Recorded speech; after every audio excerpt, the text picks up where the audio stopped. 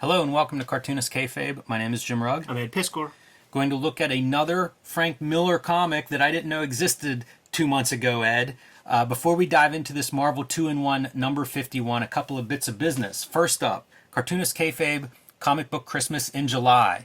Our plan, let's stock the local lending libraries with our comps, our doubles, whatever comics we think are will create new comics fans. The last Saturday in July, we're going to go to our neighborhood lending libraries, and we're going to put some comics out there for readers. Let's try to make some new comic book readers. I'm going to recommend, if you do take part in Comic Book Christmas in July, include a note where these readers, if they like what they find in the comics you leave them, where they can find more comic books. You know, this could be your library, it could be local comic book stores, half-price bookstores, wherever you can find comics. Make a note. Make it easy for these potential new comic book readers to track down more of these comic books if they like that first sample. And don't be afraid to include a little Cartoonist Kayfabe, maybe if they want to hear some hot comics talk. And we will keep you informed on that. Probably some more videos to come. Also, like, follow, and subscribe to the Cartoonist Kayfabe YouTube channel if you haven't done so already. Hit that bell icon next to the subscribe button. That will notify you when we post new videos. It'll give you a leg up on the Kayfabe effect. Whenever we post a video about a comic like Marvel 2-in-1 51, you may want to add this to your collection. That means running off to your local comic shop or eBay and trying to track down a copy.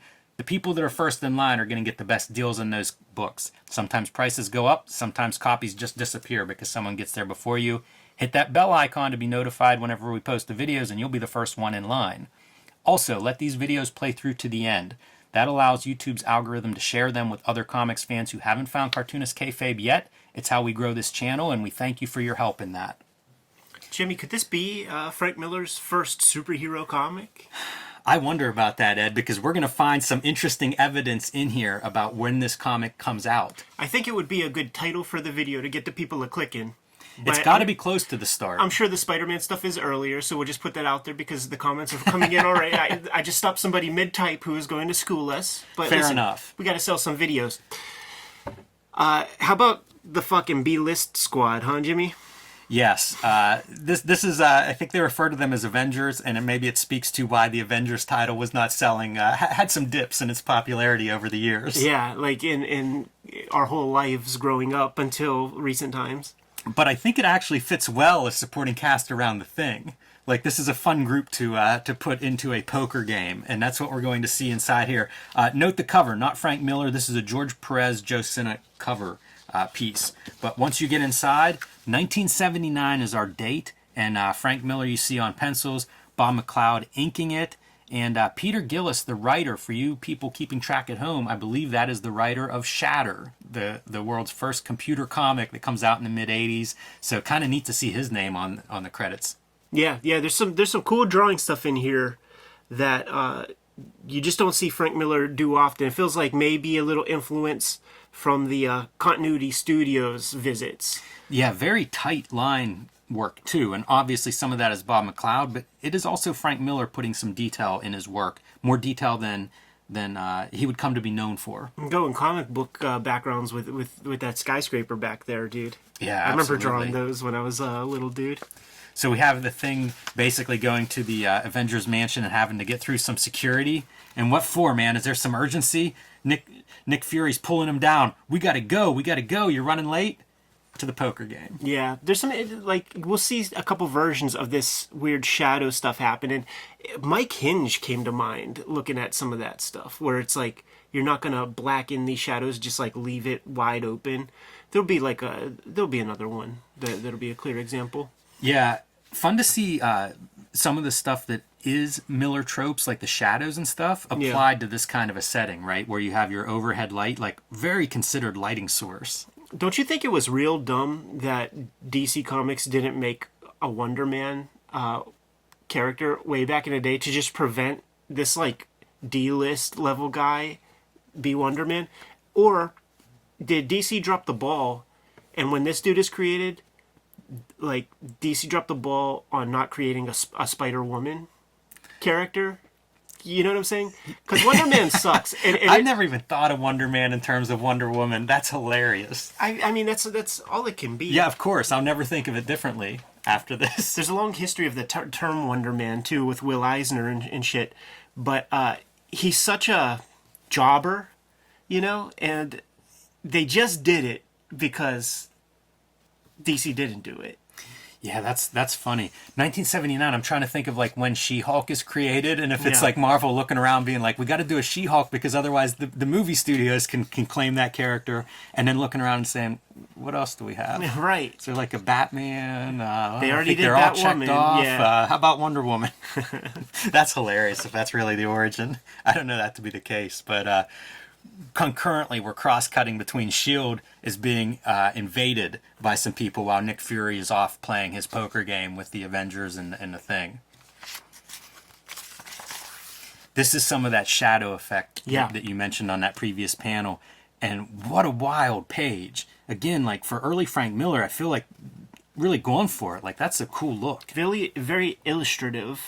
It is, and I love how your center light that we established in the previous page is kind of like your table shape, almost like a spotlight. It's really interesting. I do think it would have been much stronger if it was all black. It would have been very, very striking. Because this feels unfinished. Or like, I know what he's going for, and it's a technique that looks great in slick magazines, but on newsprint, we're not accustomed to it. Yeah. Still, though, great layout for a page, and trying to do like your panels to look like the cards. Yeah. Miss Marvel playing everybody under the table too. By the way, it's so funny because you remember like after Rounders and those kind of movies, like Texas Hold'em was a big deal, and there would be celebrity Texas Hold'em things. Jennifer Tilly showed up on these tournaments, and she just kind of played willy nilly, and it fucked everybody else up. That makes sense because she would win a lot, but she was doing unorthodox stuff, and that's what I was thinking about like after reading this, because it's all like, oh man, I got beat by a woman. First off, you have a woman at the poker game. Like, what the fuck is that? Yeah, things pretty chauvinistic in this. You know what? I think in the early days of computer chess, that's how they would like mess up the computer. Would be playing like unorthodox moves and stuff that just didn't make sense, and it would be hard for them, I guess, the computers to calculate. I love the action of the truck rolling in here on two tires. Like it's really they're coming to cause havoc. This feels like a G.I. Joe comic to me. Yeah, like who are these ersatz soldier guys? Like clearly from the military. I actually started to think about that. Like, would that be possible for like a wing of the U.S. military to go into business for themselves? Because that's what this is. Yeah, they don't. I don't know if they give us a satisfactory answer as to who they are, because they are dressed like U.S. military. They say, and they acknowledge that. They say stuff like enlisted men. Yeah, it's kind of a bizarre subplot, and again, I don't know that we address it fully, but this was a striking page to me as well. I thought this panel in particular really great, and it's something I look for, like in an early artist's work, what stands out? Yeah. Are we seeing things that would continue on into their more mature work? And I think this as a panel is really impressive. And what I like about this is it's very Kirby Ditko, where it's like boom, boom. You introduce like a weird concept to just like show how it works. And I love it. It would be that kind of exact whimsy from those Silver Age masters. Yeah, at times I was getting a little bit of Steranko vibe. Totally. Certainly, when you see Nick Fury in a lot of segments, like you can't help but think that Frank Miller's like pulling from the best of these various comics, and Steranko's a part of that for sure. We might even pass a couple of like the major Steranko parts that I was thinking.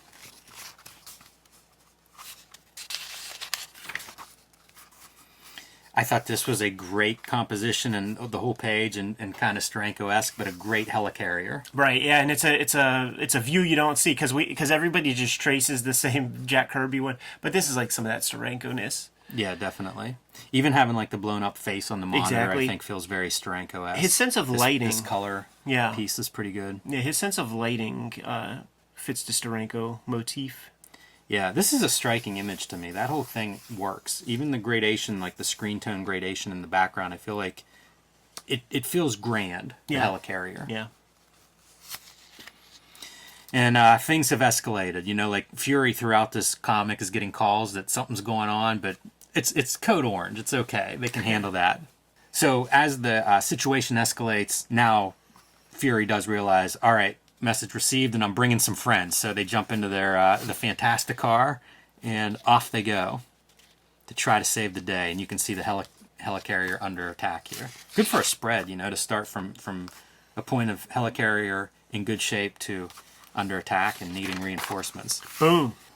The best way to support Cartoonist Kayfabe is to buy the comics that Ed Piskor and I make. Red Room Trigger Warnings 1 through 4 is in stores now while supplies last. Every Red Room comic is self-contained story, so whatever issue your comic shop has is a great place to start. There's also Red Room, the Antisocial Network, collecting the first season of Red Room, available now wherever comics are bought and sold, except for 28 countries where it is banned and about 10 comic shops where it's banned, but you can still request it, they can still get it for you, and you can pick up Hulk Grand Design by me, 2 double-sized issues retelling the 60-year history of the Incredible Hulk in one coherent story, featuring my art, writing, color, letters, the Grand Design treatment, so to speak. So pick these comics up wherever you buy comics and support Cartoonist Kayfabe. And now back to our regular scheduled programming. And there's your Steranko spread, right? Totally. At the centerfold.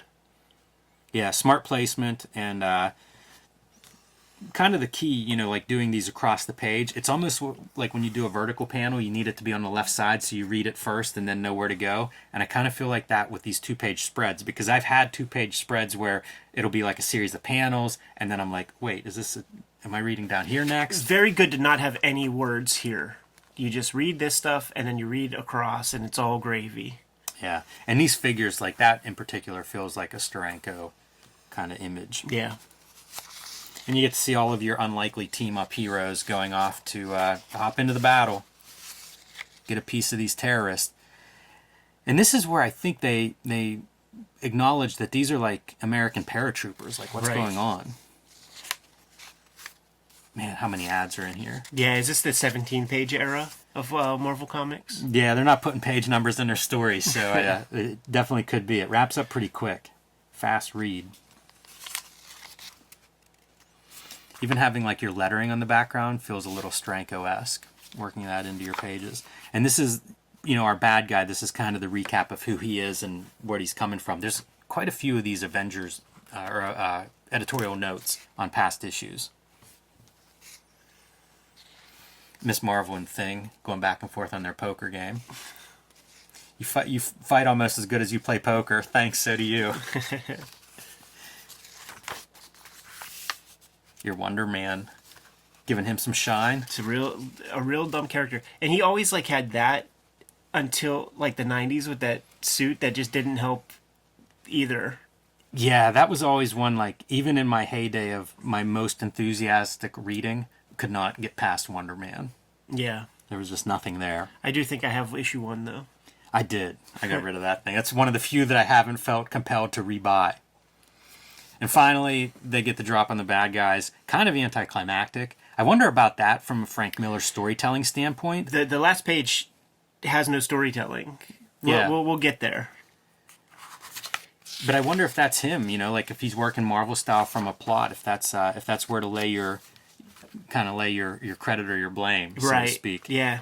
Want to make note of this. This is your call out on the Bullpen Bulletins page of Daredevil 158. This is going to be Frank Miller's first Daredevil. I mean, who knew what was to come whenever they're plugging this? But they did know enough to at least highlight it, call it out. I don't know if they even, he's in the credits, but it's not just built around like, hey, hotshot new guy Frank Miller. It's much more about the issue and the whole creative team. So I just think it's noteworthy to see it here, knowing comics history like we do. Absolutely. Like, what a big issue. I would always see like the Mile High ads that would have like just list of comics real small and the prices, and 158 Daredevil was always like $20. Well, like most of them were like $1 or $2. Right.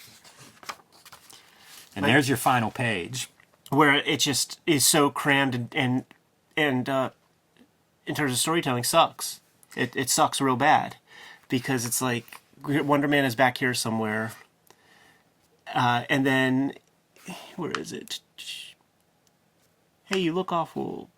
Some of us are tired. So they acknowledge him as 1D, right? And then it just like cut, and then he's bringing in a pie and everybody's sleeping. So like we miss the characters getting from like the roof indoors. It's a very clear kind of jump cut. And it's kind of Wonder Man's big moment. He outlasts all the heroes. It's such a weak character. Wondering if that was like somebody's darling. if that was like a shooter favorite or somebody loved this character that he gets the push he gets. I don't think. But I like that city shot. But I'm sure there's somebody in the comments whose favorite character is Wonder Man. Very funny. Let's hear it. Very funny.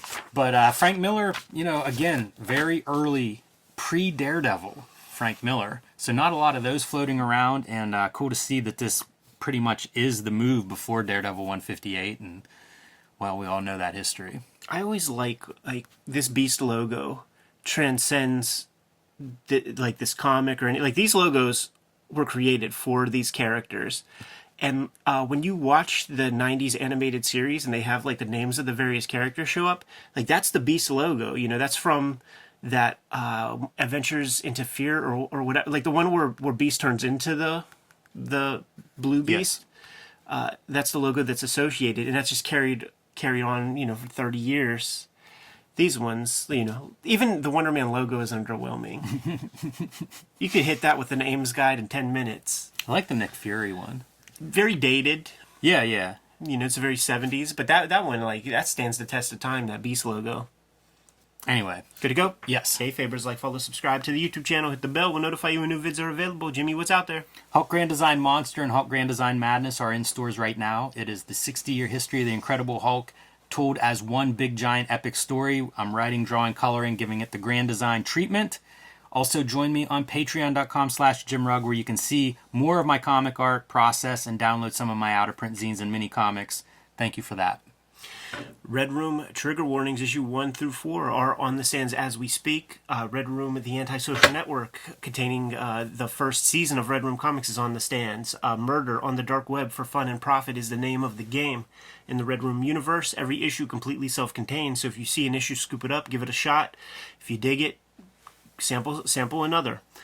You could read these comics at my Patreon, at the link tree in the description below this video, and if the comic is banned in your comic shop, you can order and pre-order those comics at the link tree in the description below this video. Also, once again, I want to call attention to Cartoonist Kayfabe Comic Book Christmas in July, which is going to be the last Saturday of July 2022. We are taking our doubles, we are taking our comp copies that we've been sent from publishers, and we are stuffing those free little lending libraries in our neighborhoods and nearby with our comps and doubles in the hopes of putting them into the hands of somebody who will become a comic book reader in the future, doing everything we can to generate more readership. What else do we have out there, Jimmy? Subscribe to the Cartoonist Kayfabe newsletter at the links below this video. You can also find Cartoonist Kayfabe t-shirts and merchandise at the links below this video. That's another great way to support the Cartoonist Kayfabe channel. Give them those marching orders, Jim. We'll be on our way. Read more comics.